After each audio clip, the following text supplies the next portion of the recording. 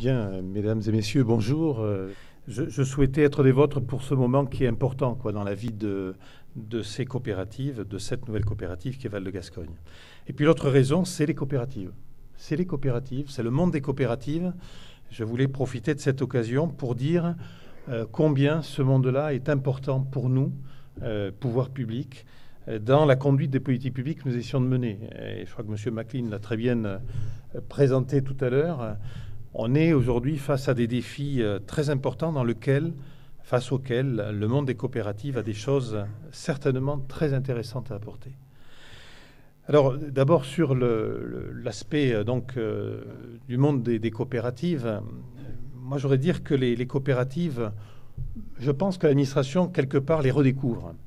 Parce qu'on a été pendant des années dans une logique d'agriculture très administrée avec la PAC.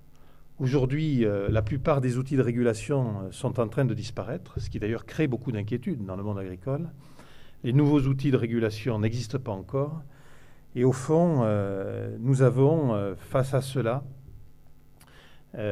à nous intéresser de plus en plus à l'économique, au marché, c'est-à-dire à la vraie vie, ce qui finalement vous conduit à prendre vos décisions. Et pour cela, il faut reconnaître que le monde des coopératives apporte beaucoup parce qu'il fait ce lien. Et donc je pense que l'administration, de plus en plus, c'est vrai au niveau régional, c'est vrai à tous les niveaux, a gagné, je crois, d'un contact, d'une collaboration, d'une coopération, je le redirai plus avant dans mon exposé, avec le monde des coopératives. Et ce monde des coopératives, il est intéressant, je dirais, à trois égards, parce qu'il a les pieds, je dirais, à trois niveaux. D'abord, l'économique. Le monde des marchés, avec sa volatilité, avec sa mondialisation. Vous êtes au contact de l'économique, ça a été dit ce matin. Et ça, c'est extrêmement important pour nous de travailler avec les acteurs économiques, parce que c'est là que les choses se passent, qu'elles se décident. La deuxième chose, c'est l'humain. Alors ça a été beaucoup dit, et je sais que c'est une des valeurs de Val de Gascogne, terre des hommes. C'est l'humain, c'est, je dirais même, l'humanisme. Enfin, en tout cas, les principes de la coopération, c'est-à-dire le mutualisme, la proximité. Et ça, ce sont des valeurs qui, depuis 60 ans, ont fait finalement le succès de l'agriculture française. Je pense que c'est quelque chose qui est très important pour Val de Gascogne, qui est important pour le monde coopératif, et qui est effectivement quelque chose qui, à un moment où on a l'impression d'avoir perdu nos repères, notamment face à la mondialisation, a peut-être encore plus d'importance qu'hier. Et puis le troisième élément, c'est l'ancrage territorial. Ça, je sais aussi que vous y êtes très attachés. Les coopératives, ce sont des acteurs économiques qui sont ancrés dans des territoires, qui sont ancrés sur des filières, sur des produits, sur des terroirs. Et donc, au fond, les coopératives, elles font le grand écart. Elles essaient de faire la synthèse entre le mondial et le local, l'économique et l'humain. Et quand on y réfléchit bien, il n'y a pas tellement de structures qui font ça. Et donc, moi, je dis à un moment où, je ne sais plus si on est encore dans l'année des coopératives, enfin bon, en tout cas, l'année mondiale de la coopération, je dis que le concept même de coopérative et de coopération est un concept, à mon avis, extrêmement moderne, notamment dans le secteur agricole. Et puis, donc, la deuxième raison, c'est Val de Gascogne, effectivement, parce que Val de Gascogne, c'est une histoire, c'est une aventure. Je crois que les coopératives ont une très très longue histoire, l'une et l'autre, Gascoval et Terre de Gascogne. Et ce projet cette fusion qui est aujourd'hui réalisée, elle a beaucoup de sens. Elle a beaucoup de sens et elle est porteuse d'avenir. D'abord, elle a toute sa dimension humaine que j'évoquais, que vous avez évoquée ce matin. Je sais qu'il y a toujours ce souci de la proximité, dans la gouvernance aussi, dans la relation avec vos adhérents. Et je pense que ça, c'est quelque chose qui est évidemment extrêmement important, extrêmement attendu.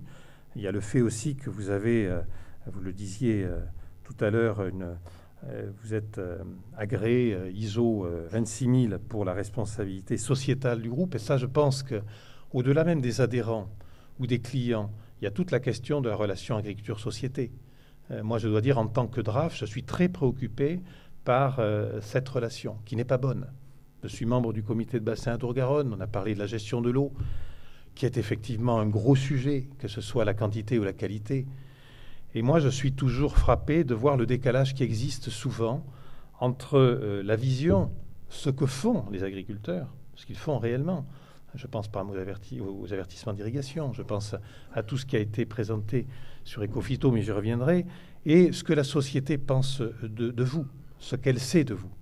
Donc je crois que cette responsabilité sociétale, elle passe aussi par la communication, elle passe par l'explication, elle est extrêmement importante. Donc l'aspect humain me paraît déjà une première chose extrêmement importante. La deuxième chose, c'est l'aspect économique, c'est les filières. Et donc là, il y a dans le projet de Val-Gascogne beaucoup de choses intéressantes. Il y a l'idée de constituer progressivement un pôle blé tendre tourné vers la meunerie de qualité dans le sud-ouest. Je crois que ce projet va dans le bon sens, il est structurant dans le monde agricole de Midi-Pyrénées, voire du sud-ouest. Et puis, il y a aussi toutes les autres filières. Ça a été évoqué tout au long de la matinée. Il y a la viticulture en relation avec le groupe Plémont, autre coopérative extrêmement intéressante. Il y a l'élevage, les ovins, les porcins, les bovins, où Val-de-Gascogne a des choses à apporter. Nous nous en rendons compte, nous, administration, on constate souvent dans des filières qui sont parfois un peu paralysées face aux enjeux qui sont face à elles, ce que le monde coopératif peut apporter. Je voudrais prendre l'exemple, par exemple, de Terre aux Vignes, où l'apport technique qui est apporté par Val-Gascogne est évidemment extrêmement important. Donc il y a sur ces sujets incontestablement beaucoup de choses que vous pouvez nous apporter et sur lesquelles nous allons vous suivre avec beaucoup d'intérêt. Et puis, il y a la question de l'avenir. Et moi, je voudrais dire que je pense que Val-de-Gascogne, avec cette fusion, comme le secteur des coopératives, est résolument tourné vers l'avenir. On parlait de la conciliation de l'économique et de l'environnemental. Et je suis très heureux de la présentation qui a été faite par M. McLean, parce que finalement, c'est aussi notre credo à la DRAF. C'est aussi le message que porte notre ministre de l'Agriculture, Stéphane Le Foll, produire autrement, défendre aussi une agriculture diversifiée, ce qui est complètement l'esprit de Val-de-Gascogne, au plus près des territoires. Et concilier agriculture et environnement, nous pensons qu'effectivement c'est possible. Nous pensons même qu'il y a souvent intérêts liés, et je dois dire que l'exposé qui me précédait le démontrait assez bien. Et de ce point de vue-là, je voudrais dire que l'engagement de Val-de-Gascogne, par exemple, sur Ecophyto, on doit le souligner. C'est quelque chose qui nous paraît extrêmement intéressant. Tout le travail des 12 fermes qui sont dans le réseau défi, les fermes de référence, avec tout ce que cela peut apporter, le fait que vous soyez aussi un des signataires de la charte régionale, parce qu'on a mis en place sur Ecophyto une approche extrêmement originale en Midi-Pyrénées, qui était de se dire Ecophyto, tel qu'il est défini au plan national, ne donnera rien. Ça ne marchera pas. Parce que ce n'est pas avec plus de réglementation qu'on réglera la question. Donc la question que nous nous sommes posée, c'est comment revenir auprès des acteurs de terrain, parce qu'il se fait plein de choses, il y a beaucoup d'innovations dans les exploitations, dans les coopératives, pour essayer de comprendre ce qui se faisait, d'en tirer le meilleur et de le généraliser. Et donc on est parti sur cette approche, et je dois saluer l'engagement qui a été celui de Val-de-Gascogne, qui est celui de Val-de-Gascogne à nos côtés. C'est un pari. On a par exemple dans les axes d'action, il y a l'idée d'essayer de mieux valoriser des produits à bas niveau d'intrants, ce qui est une idée complètement nouvelle, mais on se rend compte que des grandes marques de distribution sont intéressées. Donc il y a peut-être effectivement des choses que nous pouvons faire là-dessus. Donc sur ces sujets aussi, je voulais souligner l'ouverture vers l'avenir et vers ce nouveau modèle agricole que le ministre appelle de ses voeux et que sur le terrain, les uns et les autres, vous mettez déjà en place à Val-de-Gascogne. Voilà, je voudrais, pour ne pas être trop long, puisque cette matinée a été déjà très riche, terminer mon propos en insistant sur le fait, j'en suis vraiment convaincu que la coopération et notamment Val-de-Gascogne ont vraiment des choses extrêmement importantes à apporter dans la mise en œuvre des grandes politiques publiques que nous portons au niveau de l'État, mais qui ne pourront se réaliser que si elles sont appropriées par les acteurs de terrain que vous êtes. Si elles sont d'abord comprises, et je reconnais là-dessus, ça a été dit, que nous avons des réglementations de plus en plus complexes, de plus en plus difficiles à comprendre. Je vais donner un petit exemple, la gestion quantitative de l'eau. Nous nous sommes battus, avec le président Cartier qui est ici, et avec d'autres, au plan local, pour défendre une façon d'appliquer les volumes prélevables qui était adaptée à la situation du Sud-Ouest. Bon, finalement, je pense qu'on a quand même réussi, on a pu aboutir à un protocole d'accord avec les professionnels, mais c'est le fait que nos réglementations souvent sont complexes, qu'on a besoin de subsidiarité, qu'on a besoin de pouvoir les décliner au plus près des réalités des territoires et aussi de ce que les agriculteurs, les acteurs locaux sont en capacité de faire. Et là, les coopératives peuvent nous accompagner, parce qu'à partir du moment où on peut décliner de manière, entre guillemets, intelligente et adaptée au terrain des réglementations nationales ou européennes, il faut après que ça suive, il faut après réussir le challenge et il faut pouvoir effectivement faire la démonstration qu'économie et écologie peuvent se marier.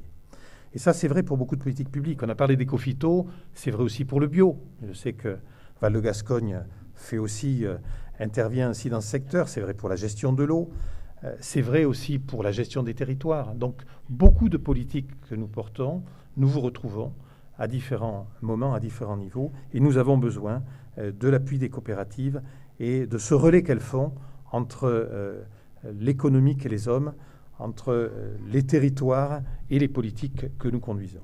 Et puis, je voudrais terminer en saluant moi aussi toute cette histoire, ce projet, cette réussite, mais qui n'est qu'une étape de Val-de-Gascogne, parce qu'évidemment, ça a été dit ce matin, la vie continue, on voit que le monde évolue, que les structures se rassemblent pour avoir un peu plus de force, plus de poids, pour être plus pertinentes. Et donc certainement qu'il faudra un jour ou l'autre aller plus loin. Mais en tout cas, je suis très heureux d'être avec vous aujourd'hui pour cette étape importante, pour saluer le travail qui a été fait, et puis pour saluer l'intelligence des territoires, l'intelligence locale des agriculteurs, de vos adhérents, des coopératives, qui, je l'espère, pourront nous aider à réussir les challenges qui sont devant nous. Voilà, merci à vous tous. Longue vie à Val-de-Gascogne et restez fidèles à vos valeurs.